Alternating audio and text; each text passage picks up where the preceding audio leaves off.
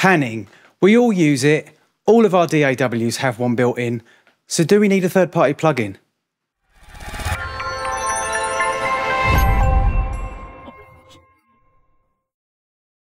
Hi, welcome to the Crates Motel. My name's Conan. In today's video, we're going to be looking at Acustica Audio's new plugin from their Fire series, the Pan.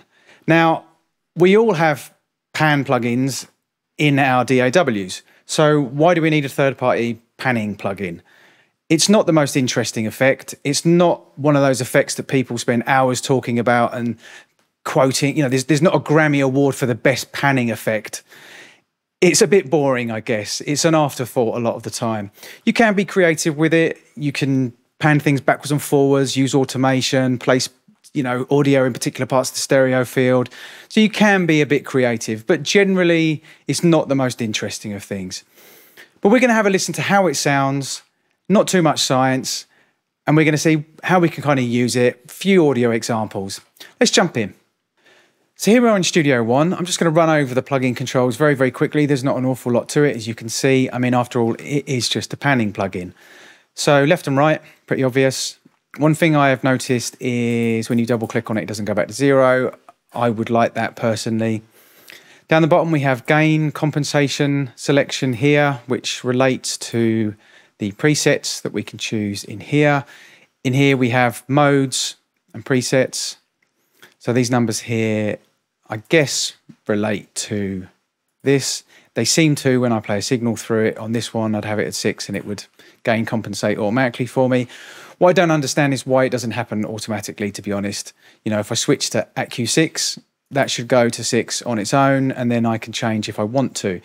That would just be another thing that maybe they could do in an update. I'm not exactly sure why it's not the case.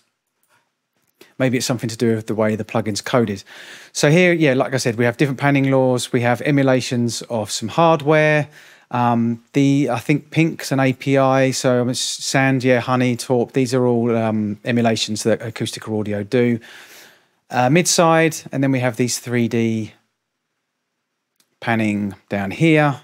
Now, when you just click that here, this springs up, and over here, this slider will have 3 different uses. I'm just going to read it out of the manual. One will be elevation, which is what this one is. You can see by the degrees. Distance, I'm not sure which preset. Distance comes up, and then mix. But basically, this will change depending on what preset you put up. See, on those ones, it doesn't exist at all. Okay, got you. Yeah, so the mid-side ones, it changes. But then, yeah, like I said, also, it can just be not there at all or a mixed knob or whatever. So the last thing here is the size. You can change the size of the GUI. A little bit annoying, when I click on this, it won't change the size of the GUI until I shut the plugin down and then reopen it again. So that's a little bit annoying. Nowadays, I kind of expect to click on it and it just stays, you know, if I'm dragging it between different monitors, which I do often do, I want to be able to change the size of it straight away. I don't want to have to shut the plugin down. So again, I'm not sure why that is. It's probably something to do with the way the plugin is coded. So again, maybe Acustica Audio can look at that in an update. But personally, you know, that's a negative for me. Not a deal breaker, but it is a negative. I can't remember what I had it on now, 1.5 maybe. So getting into the nitty gritty, let's have a listen to how it sounds. Now I'm going to try a couple of different sources. We've got a guitar here. We've got a Rhodes, which is quite heavily wired and filtered. And I'm just going to play a breakbeat through it as well, just for the sake of listening to some drums.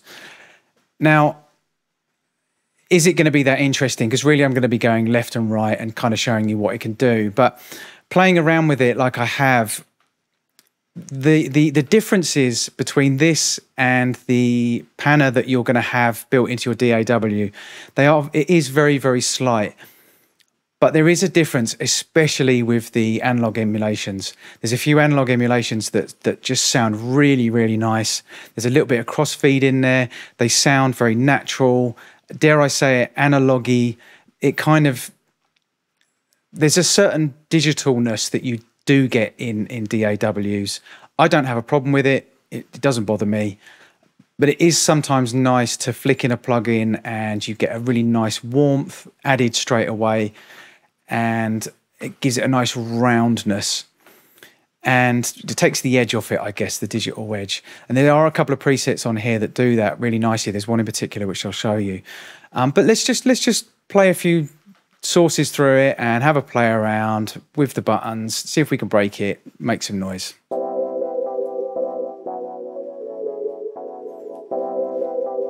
Just a regular panner, that basically. Not much different from what we've already got built into our DAWs. Let's have a look. Let's see what this one does. Compensate to 6.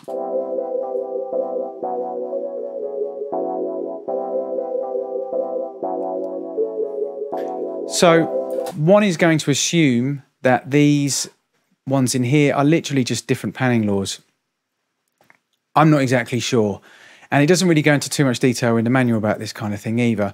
What I do know is that these are emulations of some hardware. I can't remember exactly what these are, but I think pink is the API. But what I have noticed is this navy one is really nice.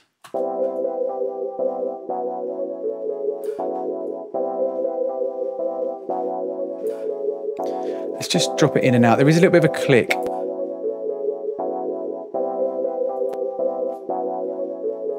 Now it's really super subtle, and I mean, I can hear it in headphones, or I can hear it, and it's a bit more noticeable on information that's got transients. So let's just chuck these drums in for a second.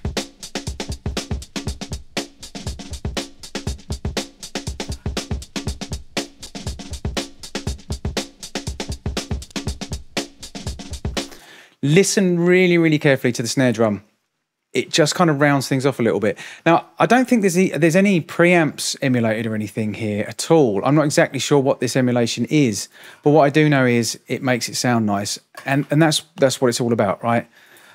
I'm into plugins that make things sound nice. I'm not really so into the exact science behind them, which is why I don't run things through Plugin Doctor. So if something sounds nice to me, I don't care what it looks like. I don't care what it's emulating. I don't care about any of that kind of stuff. I just care that it sounds good.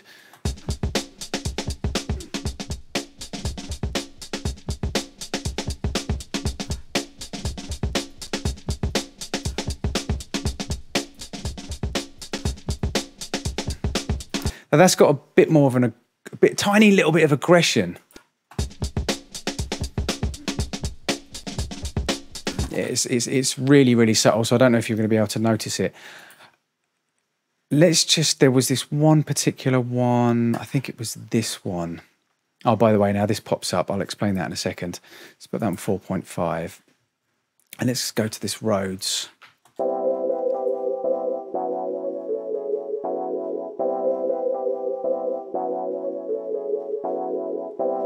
And what that does is it almost has a little bit of crossfeed in there. This one I really, really like.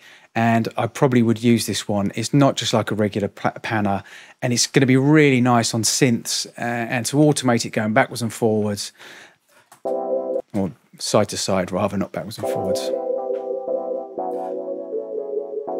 So you can hear the crossfeed there.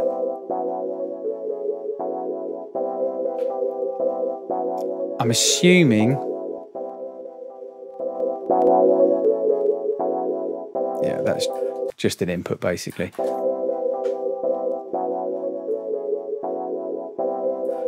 But that has a really nice warmth to it as well. Let's just drop that in and out. Let's put it in bypass.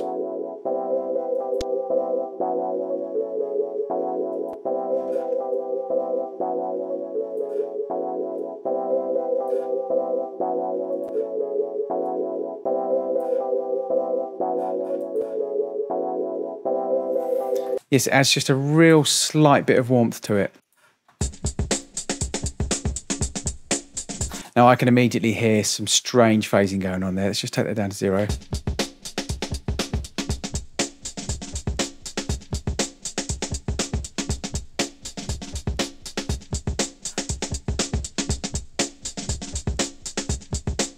You can hear it. It's kind of almost sounds like it's adding kind of like a resonant frequency in there. So you need to be very, very careful with that. Doesn't sound great on drums, let's be honest. but the same on a Rhodes without all that transient information going on and pumping, etc.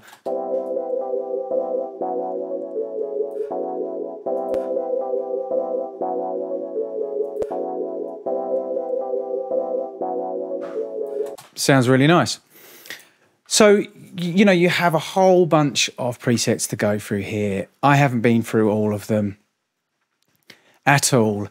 You know, it's quite a simple plugin, but it's actually got quite a lot of depth to it if you go through the presets. So there you have it, the Acustica Audio Fire the Pan. Did I just make a video about a panning plugin? Yes, I did. It's probably not the most interesting video in the world, and it's probably not going to get the most views in the world. Now, full disclosure, Acustica Audio did send me this plugin to try out. I'm not being paid by them. My opinions are completely my own. I don't have to send it to them before I publish it, but I just wanted you to know that Acustica Audio did actually send me the plugin. Now, panning, it's pretty boring. And I just want to go over this first before I get to my opinions of the actual plugin. Now, it's not one of those things that people go mental about.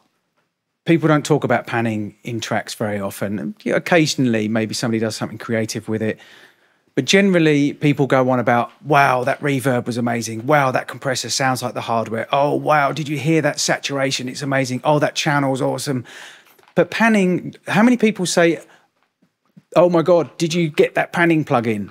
Or did you hear that panning in that particular track? Or it just doesn't really happen. It's an afterthought to most people. And this is what's strange. The irony is panning is actually super important in mixing and in mastering.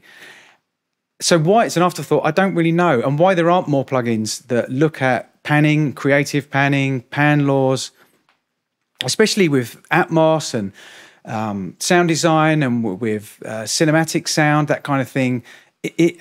But just in a stereo track, panning is super important. Where you place a source in the stereo field is going to affect compression, transient information, it's going to affect your EQ, it's going to affect your levels. So why people think of panning as a complete afterthought, I really don't know. And I do actually, you know, I know engineers, and I'm not knocking them because their stuff sounds great, but they will leave the panning until the end, or they'll do a little bit of panning, they'll chuck the guitar over there, they'll chuck the piano over there, they'll do a bit of automated panning, and that's all they'll do. And it's just, it literally is an afterthought. And we can do that in our DAWs. We don't need a third-party plugin. So let's getting on to the plugin now. What do I think of it? Would I have bought it if Acustica Audio wasn't kind enough to send it to me? For sound design, definitely I would have done, because I love using panning in my mixing. I love using it creatively. I use a lot of synths. I mix a lot of clients that use synths, a lot of 80s sounding stuff, and a lot of EDM. And panning and where things are in the stereo field are really, really important in those kind of tracks. They can create energy. And so for me, a decent panning plugin, which incidentally is not, doesn't tax on the CPU very much, it is useful. And I like to have a bit more of an in-depth control over my panning rather than just what you would have in your DAW. So yeah, I like it. And I like what it does to the sound as well, most importantly. And as you know, if you watch my videos, for me, that's what it's all about. It's not the science, it's how it makes it sound. And it adds a certain mojo on some of the presets. And I don't really know how Acustica Audio have done that. When they emulate hardware, sometimes that it has a lovely mojo to it. And, you know, I'm guessing that that's what they've done with these presets. So yeah, I like it. It's not going to be the biggest selling plugin in the world, and there are a few issues with it. Like I said, the size thing where you have to shut the plugin down to get the size to change. The gain compensation, I think, should be automated, personally. I think you expect that in plugins nowadays. And the clicking it, taking it back to zero, small things like that. You know, I mean, people want a little bit more from a plugin nowadays. They pay their hard-earned money for it. It's tight for everybody at the moment. People are being a lot more selective about where they spend their money. Do they really need a panning plugin? You know, and it's little things, little details, I think, help sell a plugin. And I think when people mixing engineers, mastering engineers, musicians, producers, etc., when they grasp, if they've grasped how important panning is and they realise that maybe a third-party plugin that does panning is a good idea, they might go out and buy this plugin, but you've got to get those little details right, because otherwise, you know, they're a turn-off for people. So if they demo it, for instance, and the size thing, they have to remove the plugin and then put it back in to change the size. That's a no-no, isn't it, really? You know, now I do want to stress that, as you know, I only use Studio One. I haven't tried it in any other DAWs, so maybe you don't have to change, maybe you don't have to remove the plugin and reopen it to change the size. Please let me know below. So I haven't checked it on any other DAWs. But for me personally, on Studio One, and for the thousands or so of other people that use Studio One, that is a small gripe. And it's enough to maybe put some people off buying the plugin. So thanks for watching. Please subscribe for more mixing and mastering tutorials and reviews. This is the Crates Motel. My name's Conan. Till next time.